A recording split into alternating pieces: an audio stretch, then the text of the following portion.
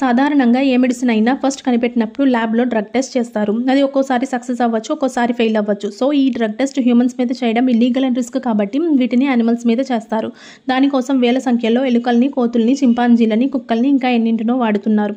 వీటిలో ఎక్కువ శాతం ఎలుకలనే వాడతారు. ఎందుకంటే వాటి జన్యుపరమైన, జీవన సంబంధమైన మరియు ప్రవర్తన లక్షణాలు మనుషులకు దగ్గరగా పోలి ఉంటాయి. అయితే రీసెంట్గా కొన్ని ఆర్గనైజేషన్స్ యానిమల్ డ్రగ్ టెస్ట్ను వ్యతిరేకిస్తూ చాలా కంట్రీస్లో 80% యానిమల్స్ను ఫ్రీ చేశాయి. బట్ స్టిల్ ఇంకా చాలా యానిమల్స్ ఈ టెస్ట్ను ఫేస్ చేస్తున్నాయి. దీన్ని కంప్లీట్గా స్టాప్ చేయడానికి యూనివర్సిటీ ఆఫ్ ఎడిన్బర్గ్లో scientist team 3D printed body on చిప్ని ఇన్వెంట్ చేశారు. దీనిలో human heart, lung, kidney, liver and బ్రెయిన్ని రిప్రజెంట్ చేసేలా 5 కంపార్ట్మెంట్స్ ఉంటాయి. మ్యాథమెటికల్ మోడలింగ్ని యూజ్ చేసి ప్రతి కంపార్ట్మెంట్లోకి మెడిసిన్ ఫ్లో ఎలా ఉందో చూడొచ్చని మరియు పీఈటీ ద్వారా ఈకల్ ఫ్లో ఉందా లేదా చూడవచ్చని ఇన్వెంటర్ లియామ్ కార్ చెప్పారు. దీనిని స్టొమక్ అండ్ స్కిన్ టెస్ట్కి ఎక్స్టెండ్ చేయడానికి టీమ్ వర్క్ చేస్తున్నారు. ఈ ఇన్వెన్షన్కి గాను ది మెడికల్ రీసెర్చ్ కౌన్సిల్ వాళ్ళు £2,60,000 అనౌన్స్